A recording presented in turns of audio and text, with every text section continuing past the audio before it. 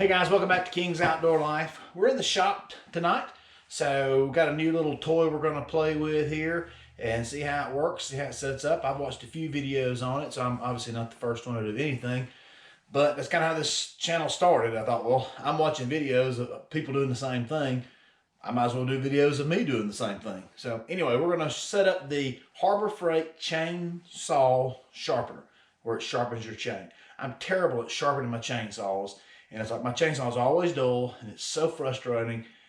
This is maybe a way that even I can sharpen a chainsaw. So maybe that's the theme of my channel. I've had this saying: do what you can, when you can, what you've got, with what you've got. Yeah, I'll get it out in a minute.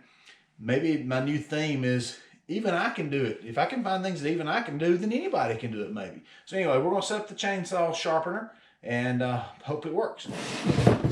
All right, so here we go, out of the box here. And I've got a chain here that I had taken and paid for to have it sharpened.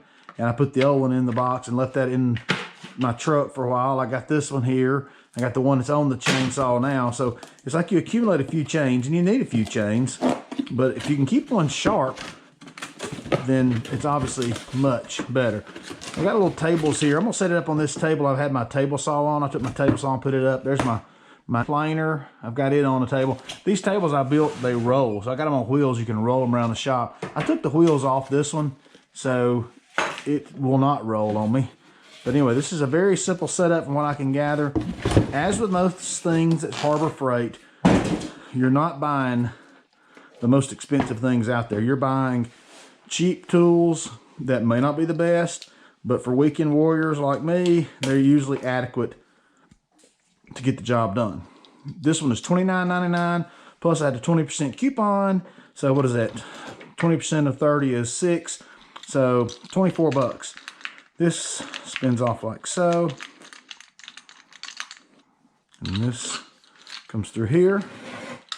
That is going to go through there like so, and then you screw this on.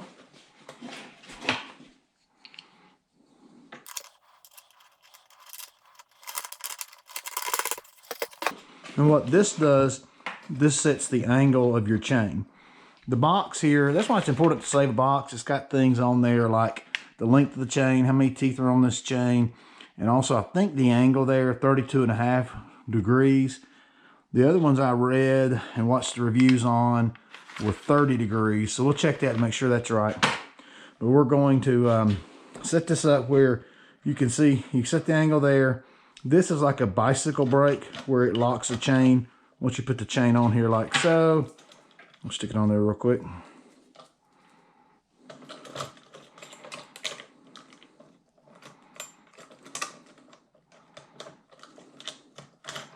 You can advance it with these, and then you can, with the brake, you can lock it down like so. First things first, I'm gonna have to screw this down to this. Another suggestion that I like is you can, if you don't have a good place like this to put it on, you can screw it to a block, like a 4x4, then put that in your vise and lock it down. So let me get some screws. I'm gonna screw this down and we'll be right back. About set up here. This piece here, it holds the tooth so that when you're coming down on it, it keeps it from moving back this way. But if you'll look at it, it's very floppy. So I've noticed it getting off completely, where see now it's not going to hold it. It's going to allow it to slide. So there should not be this much play. I got a screwdriver and tightened up this screw, and there's a screw on the back right here. I've tightened up both those screws, and there's still just too much play in this. So I'm not crazy about that. One of the guys I watched, he said he put his finger there every time to be sure he was getting a good consistent cut. So got it set 30 degrees here on this. This is the brake. So when you squeeze the, like a bicycle handle, when you squeeze the brake, that comes there. I've also got it set here. This setting is where this stop is going to put it. That way when you pull it down, it's going to be in the right place. If you need to go more that way, then you loosen this screw here. If you need to come more this way, then you move it the other way. So that's something you just got to figure out, how much bite, how much are you going to take off of this tooth right here, and then where to position that so that the wheel, when it comes down, is going to hit exactly where you want it to hit. So that is this set screw here. There's also a set screw that comes down right here that's controlled at the top there. There's the power switch there. There's set screw there, power switch there. While I'm thinking about it, hear that? Relatively quiet. Okay, so you want to get this set so that you don't take off too deep. What do you mean too deep? You don't want to grind down into your chain every time, right? You don't want to get into the links of your chain. You just want to get on the cutting edge. So I've got the depth set like I like it. I've got this set where I like it. And I'm going to start trying to sharpen a few of these teeth. A couple things I do when I'm sharpening. Again, why am I telling you what I do? I've already told you I'm terrible at this. But anyway, some people mark it with a Sharpie. These steel chains have a green link. Some of the Oregon chains I've used in the past will have a different colored link as well, like a silver link. This is a green link. So you want to start there on that green one, go all the way around till you see green again, and then turn this way and go the other direction and get all the teeth that way. So I've sharpened a few here. So I've sharpened this one. I'm going to advance it to the next tooth. Okay, I'm going to make sure, get it pulled back against that tooth. Make sure it's in place there. Lock it down.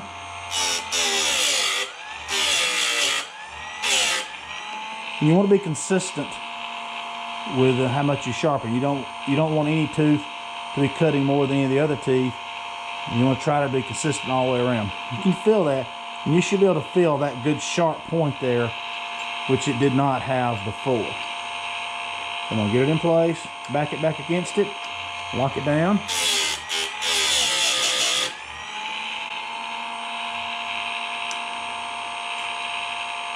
If you pull with this one, it does better. And pull it back against that one. Make sure it's down, lock it down.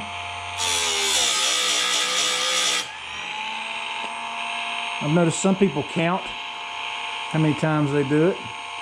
Probably a good practice. And of course, wear safety goggles and headgear and chaps and all those things. Eye protection, ear protection, helmet, all those things.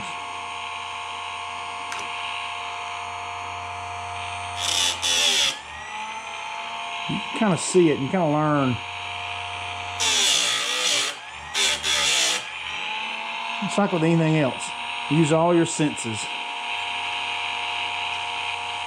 Look, smell, listen, pull it back, check it again. And it does a pretty good job of being consistent. Again, just make sure it's in the right spot.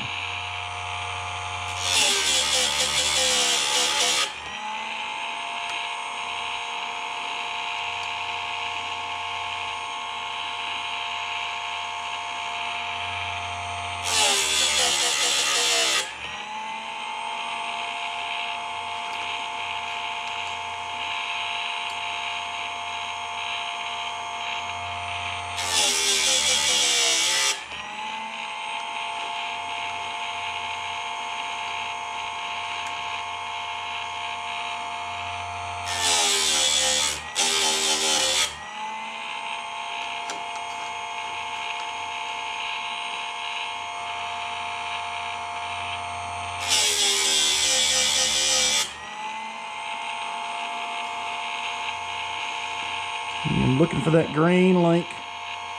And pull it past, pull it back, get it good and tight. Get it here.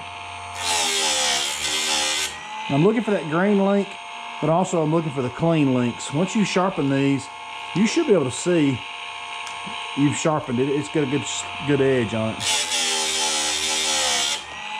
I think I got about 2 more, so I can see the good sharp links coming.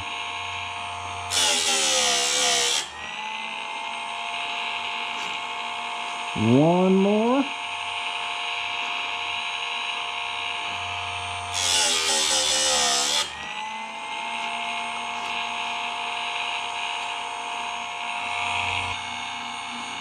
We'll turn around to the other side.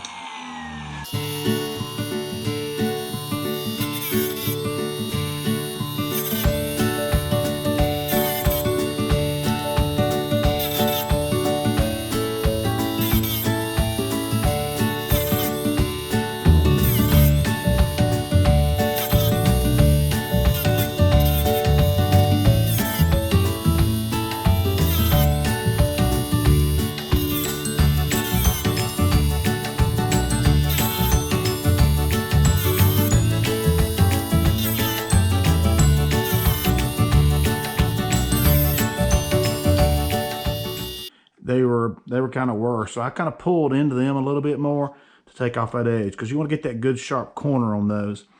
Something else I've noticed here is I want to check my drag, so I'm gonna get a file and set across it long ways and maybe take off just a little bit of that drag. What the drag is, this tooth here, this tooth here is how deep this actual cutting tooth is going to cut. So the shorter this is, the more aggressive your chain is. You don't want to be too aggressive, but you also don't want to be too shallow. You want to take in long ribbons of sawdust, not little fine sawdust. So I'm going to get my flat file and take off that drag a little bit. So this is the 3rd chain I've done. Like anything else, the more you do, the better you get the hang of it. So you get it in place, make sure it's tight, pull it down, and do the next one, do the next tooth, pull it tight, break it down.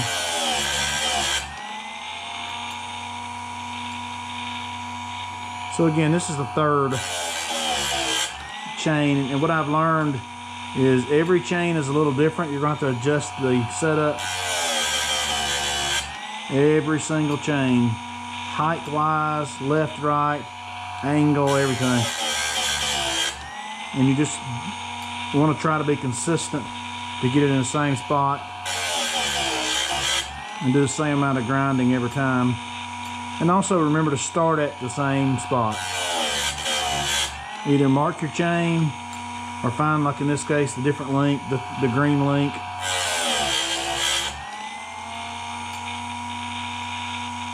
And that way you know where to start and know where to stop.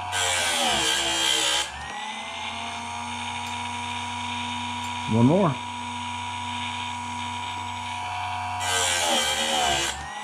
And then I'm back to my green link right there. And we're all done. So again, I mean, 25, 30 bucks. I think it's well worth the money. The last time I paid to have one sharpened, they charged me $12. So this way you can, 2 sharpenings, you've got your money back.